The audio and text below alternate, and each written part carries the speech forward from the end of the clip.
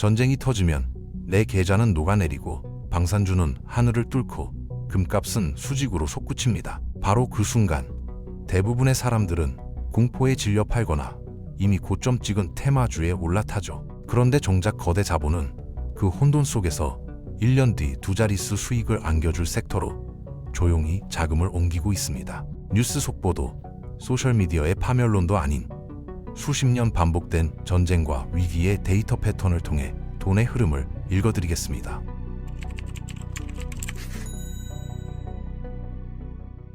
자본주의 역사상 전쟁이 증시를 완전히 붕괴시킨 적은 단 한 번도 없었습니다. 믿기 어렵겠지만 이건 감상이 아니라 수십 년치 데이터가 증명하는 냉정한 사실입니다. 과거 주요 전쟁 발발 이후 S&P 500 지수는 처음 열흘 동안 5%에서 7%가량 떨어졌지만 1년 뒤에는 평균 8%에서 10% 이상 올라 있었거든요. 이라크 전쟁 당시 개전 초기 석 달은 극심한 변동성이 이어졌지만 그 해 지수는 결국 13% 넘게 상승했습니다. 그 타이밍에 시장을 떠난 사람들은 회복 랠리를 통째로 날려버린 거죠. 러시아, 우크라이나 전쟁 때도 초반 7% 급락 이후 불과 2달 만에 하락분을 전부 되돌렸는데 시장은 전쟁의 참혹함이 아니라 불확실성의 해소 여부에만 반응하기 때문입니다. 1990년 걸프전 당시 S&P 500이 20% 가까이 폭락했지만 전쟁이 빠르게 마무리되자 시장은 단숨에 신고가를 경신했습니다. 전쟁이 얼마나 잔인한지가 아니라 그 불확실성이 얼마나 빨리 수렴하느냐에만 시장은 반응합니다. 이 원칙은 수십 년간 단 한 번도 예외 없이 반복됐거든요. 뇌의 편도체가 위험을 감지하고 도망치라고 외치는 건 생존 본능이지만 이 본능을 투자에 그대로 적용하면 물가 상승이라는 조용한 암살자에게 내 자산을 갉아먹히는 결과로 이어집니다. 기관 투자자들은 뉴스를 보며 불안해하지 않고 수십 년 누적된 데이터를 바탕으로 기계적인 포트폴리오 재조정을 실행합니다. 바로 이 지점에서 개인과 기관의 수익률 격차가 극명하게 벌어지거든요. 트럼프 행정부가 자국 우선주의를 극단적으로 밀어붙이면서 중동의 패권 구도는 어느 때보다 복잡하게 얽혀가고 있습니다. 이란은 하루 300만 배럴 이상의 원유를 생산하는 에너지 시장의 핵심 국가인데 호르무즈 해협에서 군사적 긴장이 고조되면 실제 시설 타격이 없더라도 전 세계 물류와 에너지 공급망 비용이 폭발적으로 뛰어오르게 됩니다. 전 세계 원유 해상 물동량의 약 20%가 호르무즈 해협을 통과하고 우리나라 원유 수입의 70% 이상이 중동에서 옵니다. 이 해협에 군사적 위협이 가해지는 순간 사우디아라비아와 UAE의 원유가 묶이고 아시아 전역의 정유 공장이 원료를 잃게 됩니다. 그 충격은 곧장 우리 경제에 직격탄이 되는 겁니다. 에너지 가격이 오르면 물가가 오르고 물가가 오르면 미국 연방준비제도의 금리 인하 타이밍이 꼬이고 수천억 달러를 빌려 AI 데이터 센터를 짓고 있는 빅테크 기업들의 이익 전망치까지 끌어내리는 연쇄작용이 시작됩니다. 이게 바로 지금 시장이 두려워하는 실제 시나리오거든요. 위기가 터지면 시장은 단계별로 움직입니다.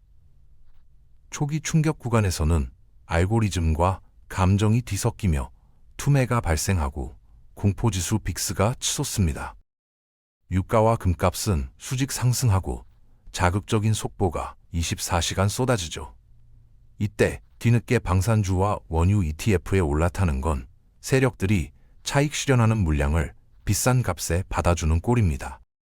미사일 뉴스가 뜨고 나서 방산주를 사는 건 불이 다 꺼진 뒤에 소방차를 부르는 것과 같습니다. 세력들은 그보다 훨씬 이전에 자리를 잡고 개인들이 몰려오기를 기다리고 있거든요. 초기 공포 구간에서 가장 위험한 실수는 자극적인 뉴스를 보며 충동적으로 매수 버튼을 누르는 겁니다. 며칠에서 몇 주의 혼돈이 지나면 가격 재조정 구간이 찾아옵니다. 이 시점에서 스마트머니는 이 위기가 일시적 충격인지 아니면 인플레이션을 장기화시킬 구조적 문제인지 냉정하게 계산합니다. 수출 의존도가 높은 우리나라 입장에서는 이 단계가 특히 위험한데, 환율과 원자재 변동성에 취약한 한국 시장에서 글로벌 자금이 이탈해 달러 자산으로 피신하는 강한 흐름이 나타나거든요. 2022년 우크라이나 전쟁 당시 외국인들은 코스피에서 수십조 원을 빼내며 원화 약세를 부추겼습니다.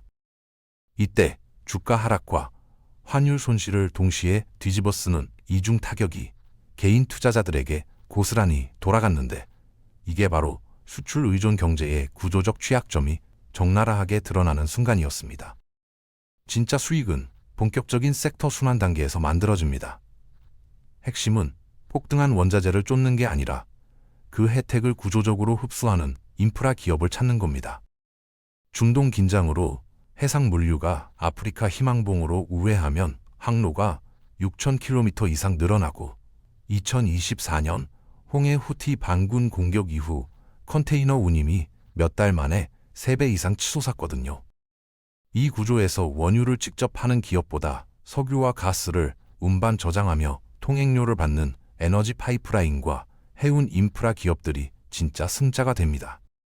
원자재 가격 변동 리스크 없이 운임 폭등의 수혜를 안정적인 현금 흐름으로 흡수하는 구조기 때문에 기관들은 이 섹터로 조용히 자금을 이동시키는 겁니다.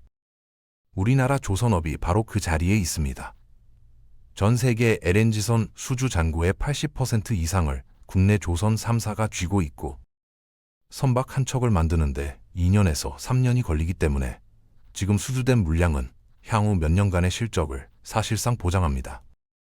지정학적 위기가 에너지 안보의 중요성을 높일수록 이 수주 잔고는 더 두터워지는 구조거든요. 방위산업도 단기 테마가 아닌 구조적 메가 트렌드로 봐야 합니다. 나토 회원국들의 국방비 목표가 GDP 대비 2%에서 3%로 상향 논의가 이어지고 있고, 트럼프가 방위비 분담 압박이 각국의 국방 예산 확대를 사실상 강제하고 있습니다.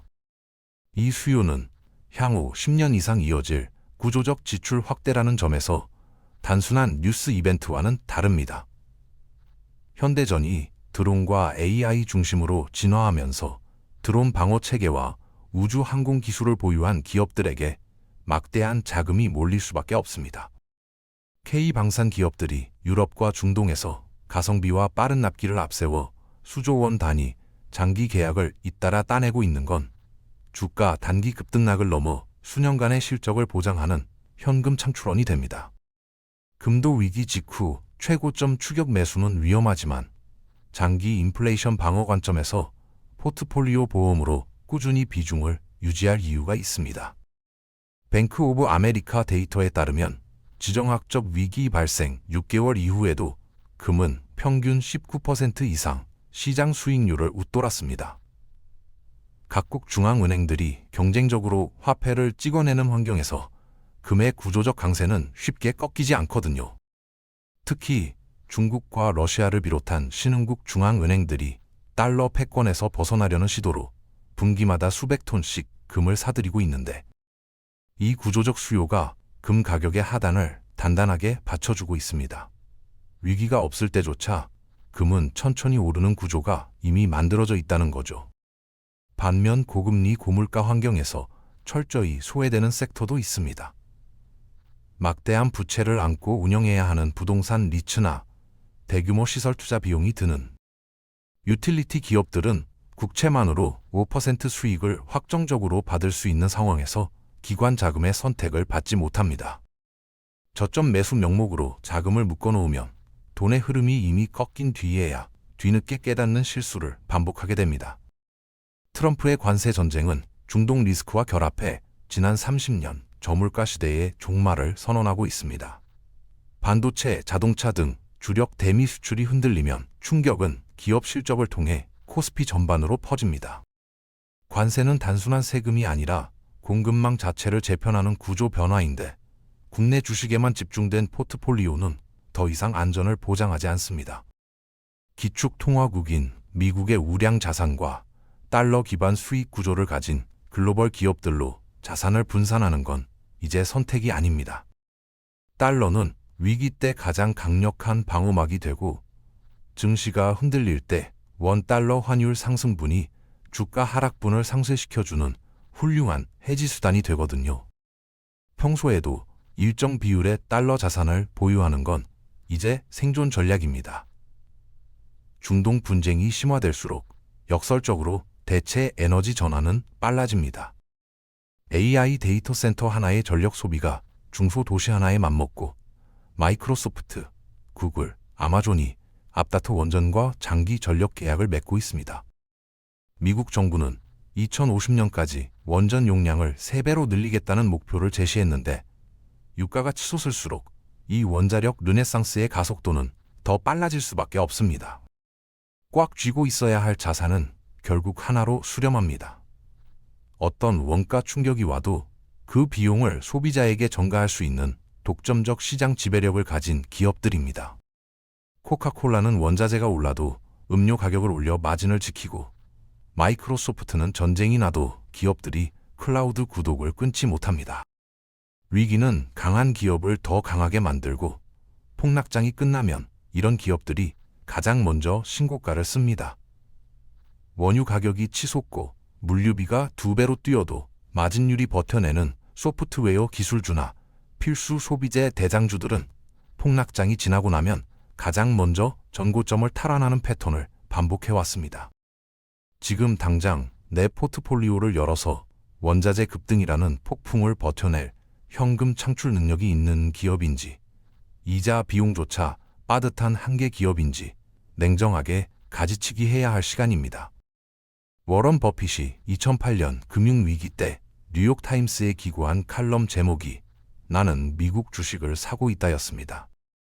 세상이 무너지는 것 같던 그 순간에 사겠다고 공개 선언했고 그 이후 시장은 역사상 가장 긴 강세장을 이어갔습니다. 수십 년 반복된 패턴을 이해하고 공포를 도구로 쓰는 기질, 그게 기관과 개인의 수익률 격차를 만드는 본질이거든요. 전부 현금으로 도망가는 건 인플레이션이라는 확정된 손실을 향해 달려가는 것이고 테마주 몰빵은 내 가족의 미래를 건 홀짝 게임입니다. 기관들은 지금 이 순간에도 개인들이 던지는 우량 자산을 조용히 쓸어 담고 있거든요. 위기가 발생할 때마다 비관론자들이 득세하지만 역사는 언제나 끝까지 시장에 남아 묵묵히 좋은 자산을 모아간 투자자들의 손을 들어줬습니다. 글로벌 패권 경쟁이 격화되고 무역 장벽이 높아질수록 필수 원자재와 핵심 기술을 보유한 소수 독점 기업들의 협상력은 더욱 강력해집니다. 이들의 주식은 향후 10년간 이어질 거대한 인플레이션 사이클을 방어할 유일한 방패가 될 것이고 위기가 닥칠 때마다 이 사실이 더욱 선명하게 드러납니다. 세상이 혼란스러울수록 기본으로 돌아가야 합니다. 기업이 창출하는 잉여 현금 흐름이라는 가장 원초적인 숫자에 집중하고 단기적인 이슈에 흔들리지 않는 단단한 멘탈을 유지해야만 세력들이 만들어내는 공포 분위기에 휩쓸리지 않고 온전히 나만의 페이스를 지킬 수 있습니다. 투자의 세계에서 승패를 가르는 건 지능의 차이가 아닙니다. 위기 상황에서 본능적인 공포를 억누르고 계획된 전략대로 기계적인 실행을 할 수 있느냐 하는 기질의 차이인데 이 기질을 단련하기 위해서는 끊임없이 과거의 금융 역사를 공부하고 패턴을 복귀하는 노력이 뒷받침되어야 합니다. 당장의 손실이 뼈아프게 느껴지더라도 그것은 영구적인 자본의 파괴가 아니라 더 큰 도약을 위한 일시적인 장부상의 변동일 뿐입니다. 진짜 위험은 변동성을 회피하려다 화폐 가치의 영구적인 하락이라는 수렁에 빠져 내 자산의 실질 구매력을 서서히 잃어가는 끔찍한 과정이 있거든요. 결국 위기는 준비되지 않은 자들에게는 피하고 싶은 재앙이지만 철저한 원칙과 전략으로 무장한 투자자들에게는 내 자산의 계급을 단숨에 끌어올릴 수 있는 폭발적이고 합법적인 부의 추월 차선입니다. 거대한 돈의 물결은 이미 새로운 질서를 향해 이동을 시작했고 이 변화의 파도에 올라타느냐 휩쓸려 가느냐는 오직 우리 자신의 선택에 달려 있습니다. 우리는 지금 이 혼돈 속에서 어떤 원칙을 세우고 어떤 방향으로 자산을 재배치하며 살아남아야 할지, 그리고 기관들이 조용히 쓸어 담는 그 우량 자산의 자리에 내가 먼저 서 있을 수 있는지 스스로에게 물어봐야 할 때입니다. 여러분은 어떻게 이 시장을 바라보고 있나요? 이 영상이 여러분의 자산을 지키는 작은 이정표가 되었길 바랍니다. 오늘도 경제를 읽으며 자산을 키우는 하루 되시면 좋겠습니다. 구독과 좋아요는 영상 제작에 큰 힘이 됩니다. 감사합니다.